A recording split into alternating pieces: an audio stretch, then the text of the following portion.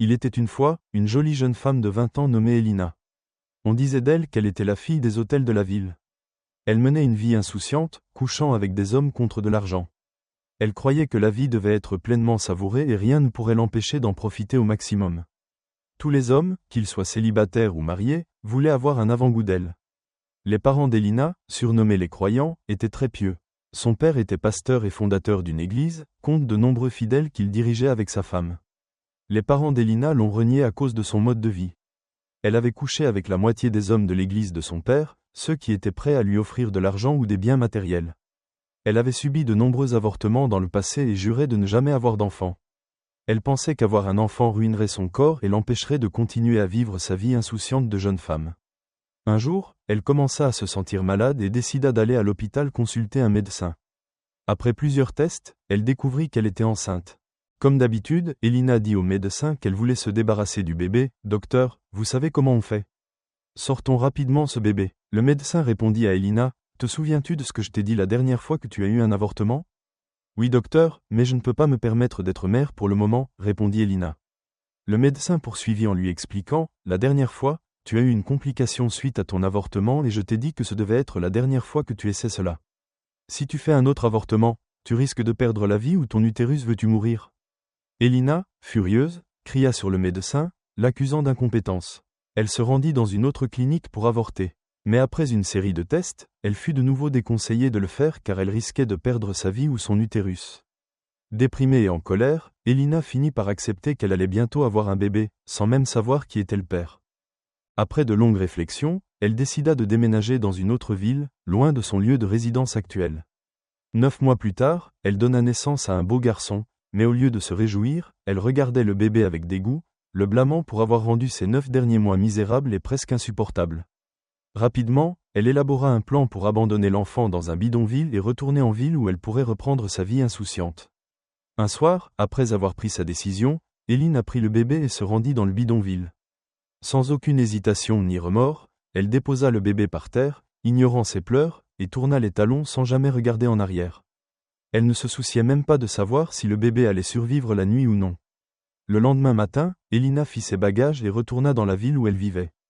Auparavant, elle mentit à tout le monde, disant qu'elle avait voyagé à l'étranger et qu'elle était de retour pour de bon. Pendant qu'elle mentait sur sa disparition soudaine, le bébé qu'elle avait laissé dans le bidonville pleurait fort. Les pleurs du bébé attirèrent l'attention des passants dans la zone. Ils étaient tous confus et effrayés, n'osant pas s'approcher du bébé. « À qui est ce bébé ? Comment quelqu'un pourrait abandonner son enfant ici ? Quel monde cruel » murmuraient-ils entre eux. Un homme nommé Tony ne pouvait supporter les pleurs du bébé. Il se précipita, prit le bébé et le serra doucement dans ses bras avant de le ramener chez lui. À son arrivée à la maison, la femme de Tony Esha fut stupéfaite. « D'où vient ce bébé ? » demanda-t-elle avec curiosité. Tony expliqua. « Ma femme, j'ai vu ce petit garçon dans le bidonville alors que je marchais, je ne pouvais pas le laisser là-bas. Je suis sûr que quelqu'un l'a abandonné. » Toujours sous le choc, Aisha exprima ses inquiétudes. « Et tu es sûr que personne ne cherche ce bébé ? » Je ne veux pas d'ennui. Elle prit le bébé, le lava et s'assura de bien s'occuper de lui. Tony et Aisha étaient mariés depuis 10 ans sans avoir d'enfant. Ils ne savaient pas s'ils faisaient bien en prenant chez eux un enfant étranger, craignant que les gens ne les accusent d'enlèvement s'ils découvraient la vérité. Après mûre réflexion, ils décidèrent de garder le bébé, espérant qu'en prenant soin de lui, il leur apporterait chance et bénédiction et qu'un jour ils auraient peut-être leur propre enfant. Ils le nommèrent Adam. La nouvelle de ce mystérieux bébé se répandit dans toute la ville. Les gens observaient de près Tony et Aisha pour voir comment ils traitaient le garçon. Au fil du temps, Adam devint un garçon intelligent et aimant. Il était gentil, respectueux et reconnaissant de l'amour que Tony et Aisha lui offraient. Malgré leurs moyens modestes, ils s'assuraient qu'Adam était bien pris en charge, le traitant comme leur propre fils biologique. Cependant, Adam n'était pas entièrement heureux. Il se sentait souvent triste et isolé, luttant contre la stigmatisation liée à ses origines. Un soir, alors qu'ils étaient assis dans le salon, Tony remarqua le changement chez Adam et lui demanda « Mon garçon, qu'est-ce qui ne va pas ? Je remarque que tu n'es plus aussi joyeux et joueur qu'avant. Tu souris à peine ces jours-ci, est-ce que ta mère t'a grondé ?» Adam répondit « Je suis triste, papa, partout où je vais, ils m'appellent le bébé du bidonville. Ils ont même une chanson qu'ils chantent toujours pour se moquer de moi. Ils disaient que c'était le démon du bidonville qui m'avait donné naissance. » Tony le coupa rapidement en disant « Ne dis plus jamais ça, tu es mon enfant, mon fils unique. Ne laisse personne te dire le contraire. Oublie tous les surnoms qu'on te donne dehors, ce n'est pas toi, tu es mon fils et je t'aime énormément. » Tony le rassura qu'il n'était pas ce que la communauté disait de lui. Malgré les paroles rassurantes de Tony, Adam continua à subir des moqueries et de l'intimidation à l'école. Ses camarades de classe le raillaient, chantant des chansons cruelles et se moquant de ses origines, bébé du bidonville, le fils unique du démon sale. Leurs mots blessaient profondément Adam qui pleurait et parfois s'enfuyait de la classe pour se cacher quelque part. Pendant qu'Adam luttait contre les brimades constantes, Elina poursuivait son mode de vie insouciant. Elle se souciait que du sort de l'enfant qu'elle avait abandonné, continuant à rechercher la richesse et le plaisir sans jamais considérer les conséquences de ses actions. Un jour, alors qu'Elina vaquait à ses affaires quotidiennes, elle rencontra un politicien très riche et influent, le sénateur Raymond. Il était un homme très respecté que toutes les femmes souhaitaient avoir, comme Sugar Daddy. Bien que le sénateur Raymond ait 5 épouses, cela ne l'empêchait pas de courir après chaque femme qui attirait son regard. Elina, qui priait depuis longtemps pour le rencontrer, espérait pouvoir obtenir une part de sa fortune. Au fil du temps, ils commencèrent à parler et elle rejoignit la longue liste des concubines du sénateur Raymond. Elle espérait qu'un jour elle deviendrait enfin l'une de ses épouses légales et lui donnerait des enfants. Le niveau de vie d'Elina s'éleva et dans la rue. Son statut devint légendaire, car le sénateur Raymond ne manquait pas de la couvrir d'argent. Cependant, après des années de relation, il refusa de l'épouser. Elina, qui vieillissait, devint de plus en plus désespérée. Elle voulait s'installer et voyait en lui un ticket pour sécuriser son avenir. Malgré tous ses efforts, elle n'arrivait pas à concevoir un enfant avec lui. Elina devint misérable et malheureuse, son incapacité à avoir un enfant la plongea dans le désespoir. Elle visita de nombreux hôpitaux et cliniques pour consulter des spécialistes, mais en vain. Peu à peu, elle en vint à croire que Dieu la punissait pour ses péchés passés. « Ô Dieu, je sais que j'ai fait tant de mauvaises choses dans le passé. S'il te plaît, pardonne-moi et accorde-moi cette unique prière, avoir un enfant pour le sénateur Raymond afin que je devienne sa femme », pria Elina la voix pleine d'espoir. Tandis qu'Elina courait dans tous les sens pour trouver une solution à son problème de fertilité, Adam grandissait contre vent et marée, prouvant à ceux qui le harcelaient qu'ils avaient tort. Il excellait dans ses études et dans d'autres aspects de sa vie, rendant ses parents fiers. Il venait de terminer le lycée en tant que meilleur élève de sa promotion et gagna une bourse pour étudier la discipline de son choix à l'université. Il n'était pas certain de ce qu'il voulait devenir à l'avenir. Tout ce qu'il avait toujours désiré, c'était être assez riche pour aider les enfants abandonnés et les orphelins. Car il se sentait chanceux d'avoir été sauvé par ses parents adoptifs, Tony et Esha. Un jour, après avoir réfléchi à son avenir, il dit à sa mère, « Esha, maman, je pense que je veux être médecin, je veux sauver des vies. Je crois que c'est une profession que j'apprécierai toute ma vie. » Esha fut ravi et partagea immédiatement la nouvelle avec Tony. Ils ne pouvaient pas être plus fiers de leur fils, bien qu'Adam ne soit pas leur enfant biologique. Il avait apporté une immense joie dans leur vie et ils ont remercié Dieu. Quelques mois plus tard, le destin joua un tour à Elina, le petit garçon qu'elle avait abandonné des années auparavant, choisit de fréquenter une prestigieuse université dans la ville où Elina vivait. Il savait que cette école formait certains des meilleurs médecins du pays. Il s'intégra bien à l'école et commença son parcours pour devenir médecin. 4 ans plus tard, malgré tous ses efforts, la situation d'Elina empirait. Elle restait sans enfant et approchait de la ménopause. Le bonheur quittait lentement son monde et elle devint triste de sa situation avec le sénateur Raymond. Elle se disait, « Je ne peux pas rester la maîtresse de cet homme pour toujours. Il trouvera une autre femme et m'oubliera. Je dois tout faire pour qu'il m'épouse. Et s'il mourait aujourd'hui, que gagnerais-je après toutes ces années avec lui? Peu importe ce que ça me coûtera, je veux devenir la femme du sénateur et rien d'autre. S'il dépense autant pour moi en tant que concubine, imagine combien de sa richesse j'aurai accès en tant qu'épouse. » Après avoir cherché des conseils sur la façon de trouver une solution à son infertilité, elle apprit l'existence d'un homme puissant dans une ville voisine qui aidait les personnes incapables d'avoir des enfants. Elle se prépara rapidement et entreprit de se rendre dans cette ville. Mais le destin frappa. Elina fut impliquée dans un grave accident de voiture qui coûta la vie à son chauffeur et la plongea dans le coma. L'obscurité envahit son monde alors qu'elle se retrouvait inconsciente sur un lit d'hôpital. Pendant qu'elle était dans le coma, elle commença à voir le visage de son bébé et revit des flashbacks du moment où elle l'avait abandonné dans le bidonville. Elle n'avait ni amis ni famille pour lui rendre visite ou prier pour son rétablissement.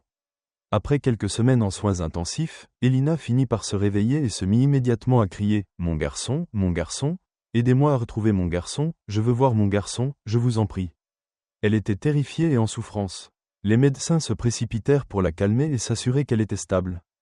Après un moment, Elina retrouva peu à peu ses forces et les médecins décidèrent qu'il était temps de lui parler de son état de santé. « Mademoiselle Elina, comment vous sentez-vous aujourd'hui? Nous sommes heureux de vous retrouver parmi nous, » dit le médecin avec bienveillance. Elina répondit calmement, « Je vais bien docteur, merci de demander, mais où est mon chauffeur? Est-il en sécurité? L'expression du médecin changea, devenant sombre. Nous sommes profondément désolés, mademoiselle Elina. Votre chauffeur n'a pas survécu à l'accident, il est mort sur le coup. Les yeux d'Elina se remplirent de larmes, elle éclata en sanglots consumés par le chagrin. S'il vous plaît, calmez-vous, mademoiselle Elina, nous voulions vous demander, avez-vous des membres de votre famille avec lesquels nous pourrions parler? Nous devons discuter de certaines questions concernant votre santé et nous craignons que vous ayez besoin du soutien d'une personne proche. Elina, curieuse et inquiète, demanda, je n'ai ni famille ni amis, vais-je mourir? Je suis assez grande pour gérer mes émotions, dites-moi ce qui m'arrive, j'ai besoin de savoir. Elina assura au médecin qu'elle pouvait affronter ce qu'ils allaient lui dire. L'accident a affecté votre colonne vertébrale et vos genoux, nous craignons que vous ne puissiez plus marcher pour le restant de vos jours, dit le médecin à Elina. En entendant cela, elle perdit tout contrôle, elle se mit à transpirer et à pleurer abondamment, complètement dévastée, je suis fichue, comment vais-je survivre sans mes jambes? Pendant qu'elle recevait des soins, son shourgarde a dit le sénateur Raymond ne mit jamais les pieds à l'hôpital pour lui rendre visite. Il l'ignora totalement car elle ne lui était plus d'aucune utilité. Il passa à la prochaine belle femme disponible. Après 3 mois à l'hôpital, elle fut enfin autorisée à rentrer chez elle. Elle engagea une domestique pour l'aider dans sa maison. Quelques années plus tôt, Elina avait été trop occupée à profiter de la vie et à dépenser son argent sans penser à son avenir. Elle était persuadée qu'elle épouserait un homme riche et aurait un avenir assuré. Mais à présent, sa situation l'avait placée dans une position inconfortable. Après avoir tenté à plusieurs reprises de contacter le sénateur Raymond, elle parvint enfin à attirer son attention. Il lui envoya un message disant « Elina, ma chère, comment vas-tu? J'ai entendu parler de ce qui t'est arrivé récemment et je suis profondément désolé de ne pas avoir pu trouver le temps de te rendre visite. Tu sais que je suis un homme très occupé, c'est pourquoi tu n'as pas pu me joindre. Il se pourrait que ce soit la dernière fois que tu entendes parler de moi, car tu ne m'es plus utile. Je te souhaite un prompt rétablissement. » Hélène faillit devenir folle, son billet de sortie avait été retiré, l'homme qu'elle pensait pouvoir lui offrir le monde était passé à une autre femme. Elle plongea dans des pensées profondes jour et nuit, regrettant de ne pas avoir mené une vie plus civilisée. Pendant qu'Elina affrontait des difficultés, son fils abandonné, Adam ne cessait de repousser les limites. Il venait de terminer ses études avec brio et était diplômé parmi les meilleurs médecins. Il fut embauché dans l'un des plus grands hôpitaux privés du pays. Tony et Esha n'ont jamais cessé de remercier Dieu depuis qu'Adam est entré dans leur vie. Ils ont toujours été heureux et les choses sont passées de mal à mieux pour eux. Ils peuvent désormais se dire fiers d'être les parents d'un docteur. Les personnes qu'il appelait bébé des bidonvilles utilisent désormais ses bénédictions et son succès dans la vie comme des points de prière pour eux-mêmes et leurs enfants, afin de s'assurer qu'elle ne souffre pas pour le reste de sa vie. Elina commença à chercher des affaires à lancer ou des entreprises dans lesquelles elle pourrait investir. Elle avait économisé un peu d'argent lorsqu'elle sortait avec le sénateur Raymond. Elle décida de demander de l'aide à des connaissances alors qu'Elina parlait au téléphone avec certaines personnes pour discuter d'investissement. Sa domestique Tina l'écoutait discrètement. Tina mit rapidement en place un plan pour escroquer Elina. Elle appela son petit ami, qui est un arnaqueur sur Internet et ils montèrent un plan parfait. Tina trouva un moyen pour que son petit ami rencontre Elina et lui présente ses idées d'affaires après quelques jours de réflexion. Elina décida de faire affaire avec lui et ils passèrent à la signature des documents pour rendre le partenariat officiel. 5 jours après avoir scellé l'accord, alors qu'Elina était dans le salon, Tina vint l'informer qu'elle devait se rendre au marché pour faire quelques courses. « Madame, je veux vite aller au marché pour acheter des ingrédients pour le dîner, voulez-vous que je fasse quelque chose ?» Avant de partir, Elina répondit calmement « Non, ça va, mais ne reste pas trop longtemps, pourquoi portes-tu un sac avec toi ?» Tina sourit et répondit « Ce n'est rien de grave, je veux juste déposer quelques-uns de mes vêtements que je ne porte plus aux mendiants du marché. » Après cela, Tina partit et ne revint jamais. Elina devint inquiète et se dit « Où est-elle passée? Je lui ai dit de ne pas revenir tard, c'est quoi cette histoire? Je suis tellement affamée. » La nuit passa et Tina ne revint toujours pas. Elina commença à paniquer lourdement, elle ne savait pas qui appeler ni quoi faire, elle appela la police, mais ils lui dirent qu'ils ne pouvaient pas la déclarer disparue avant 48 h. Elina n'avait aucune idée que sa vie allait empirer. Alors qu'elle s'inquiétait, elle reçut un message de Tina, elle fut surprise, curieuse et impatiente de connaître le contenu du message. « Bonjour madame, j'espère que vous allez bien. Je vous envoie ce message pour vous éviter beaucoup de stress. Je tiens juste à vous informer que je ne travaille plus avec vous et au cas où vous ne le sauriez pas, l'homme dans lequel vous avez investi est mon petit ami et nous vous avons escroqué. Tout votre argent est parti. J'ai entendu parler de votre envie d'investir et j'en ai profité. Ne vous donnez même pas la peine de nous chercher, car vous ne nous retrouverez jamais. Bonne journée. Madame Tina et son petit ami arnaqueur avaient quitté le pays et s'étaient installés à l'étranger pour profiter de tout l'argent et Lina se mit à transpirer. Une autre flèche l'avait transpercée en plein cœur.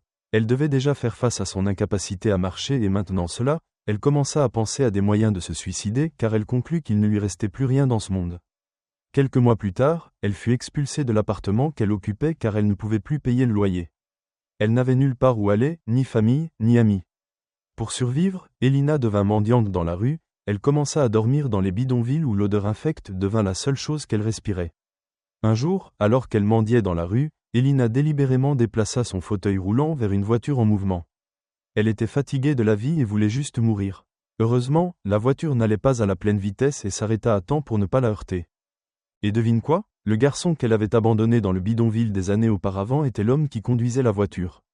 Immédiatement après cet incident, Adam commença à paniquer, il était effrayé, il se précipita rapidement pour s'assurer que la femme qu'il avait failli renverser avec sa voiture allait bien. « Madame, est-ce que ça va? J'espère que je ne vous ai pas blessée, dit-il, les larmes coulant sur ses joues. Elina répondit, « Pourquoi avez-vous arrêté votre voiture? Vous auriez dû me renverser et me tuer. Ma vie est misérable, je veux juste mourir. » Il était encore plus inquiet et emmena rapidement Elina à l'hôpital pour qu'elle soit prise en charge correctement. Pendant qu'Elina se reposait, il ne pouvait s'empêcher de penser à ce qui s'était passé. Il réfléchissait à plusieurs raisons pour lesquelles Elina voudrait se suicider et se disait qu'il aurait pu avoir de gros ennuis en la tuant. Après un moment, Elina allait mieux et il lui dit « Madame, comment vous sentez-vous? J'espère que vous vous êtes bien reposée. » Elina rassura Adam qu'elle allait mieux et le remercia de s'être occupé d'elle. Adam continua « Mais madame, pourquoi auriez-vous voulu vous tuer? Pourquoi pensez-vous que c'est la solution à ce que vous traversez ?» Elina se mit à pleurer, incapable de cacher la vérité, elle commença à lui raconter son histoire, lui parlant de son parcours et des événements qui ont mené à l'accident. En entendant tout ce qu'Elina avait à dire, Adam fut bouleversé, il ressentit une étrange sensation de familiarité. Il commença à relier les points, le nom de la ville et l'endroit particulier où elle avait dit avoir abandonné un bébé était exactement là où il avait été trouvé. Il ne voulait pas tirer de conclusions à Timmy, faire des suppositions inutiles, mais il lui assura que tout irait bien et qu'il ferait de son mieux pour s'occuper d'elle. Il quitta la chambre d'Elina et se rendit à son bureau en pleurant et en se disant « Si mes suppositions sont exactes, cette femme est ma mère biologique, je ne lui pardonnerai jamais, je ne peux tout simplement pas. » Adam se mit rapidement à l'action et réalisa un test de maternité pour confirmer si elle était bien sa mère biologique. Le résultat arriva et il était positif. Adam confirma enfin que Elina était sa mère biologique. Il tomba à genoux et poussa un cri de désespoir. Il avait tant de questions en tête qu'il aurait aimé lui poser. Adam retourna voir ses parents adoptifs, Tony et Esha, pour les informer de l'incident qui avait conduit à cette découverte soudaine. Il leur fit également savoir qu'il était très en colère et que tout ce qu'il ressentait pour sa mère était de la haine. Ses parents comprenaient ce qu'il ressentait et lui conseillèrent de se calmer. « Mon garçon, tu sais que nous t'aimons énormément et nous serons toujours là pour toi, mais cela ne change pas le fait que nous ne sommes pas tes parents biologiques. Ta mère restera toujours ta mère, tu dois apprendre à pardonner et oublier. Regarde du bon côté, Dieu a toujours trouvé un moyen de te bénir malgré tout ce que tu as traversé dans la vie. S'il te plaît, pardonne à ta mère et laisse la paix régner. » Adam réfléchit longuement à ce que ses parents lui avaient dit et décida de pardonner à Elina. Il savait que la haine ne lui apporterait rien de bon. Il décida de passer à autre chose et de se concentrer sur la construction d'une relation avec sa mère. Quelques jours plus tard, il retourna à l'hôpital pour voir Elina. Il était impatient de lui révéler qu'il était son fils. Une fois arrivé à l'hôpital, après avoir pris des nouvelles d'Elina et vu comment elle se portait, il lui tendit les résultats du test et lui dit « S'il vous plaît, prenez ceci et lisez les résultats. » Madame Elina, curieuse, demanda d'une voix tremblante pourquoi de quoi s'agit-il, est-ce que je vais mourir? Adam la rassura en lui disant que c'était une bonne nouvelle, mais qu'elle devait le découvrir elle-même. Elina regarda attentivement les résultats du test, son esprit tourbillonnant. « Jésus est sérieux, n'est-ce pas ton nom que je vois sur ces résultats? Tu es mon fils, ah mon fils est vivant, merci mon Dieu, mon fils est vivant, s'écria-t-elle. Le cœur d'Elina était rempli de regrets et de chagrin, des larmes coulant sur ses joues alors qu'elle demandait pardon. « Je suis désolée mon fils, je suis désolée, je ne savais pas mieux, j'étais jeune et stupide, s'il te plaît trouve une place dans ton cœur pour me pardonner. » Ils pleurèrent tous les deux de joie. Quel moment émouvant! Alors qu'Adam retrouva sa mère Elina et qu'ils eurent leur premier moment en tant que mère et fils, Adam et Elina commencèrent à reconstruire leur relation. Doucement mais sûrement, Elina comprit enfin la véritable signification de l'amour et du sacrifice. Quelques jours plus tard, Tony et Esha rencontrèrent Elina et elle ne pouvait s'empêcher de les remercier d'avoir si bien pris soin de son fils. Au fil du temps, la santé d'Elina s'améliora et elle se consacra à aider les autres. Elle créa une organisation caritative pour soutenir les enfants abandonnés et orphelins, espérant empêcher d'autres enfants de vivre ce que son fils avait traversé. Chers spectateurs, quelles leçons avez-vous tirées de ce conte dramatique ? Nous aimerions connaître vos avis dans les commentaires ci-dessous. Si vous avez apprécié l'histoire, donnez-nous un pouce bleu, partagez-la avec vos amis et abonnez-vous à notre chaîne. N'oubliez pas d'activer les notifications pour ne jamais manquer nos dernières nouveautés. Merci de regarder et restez bénis.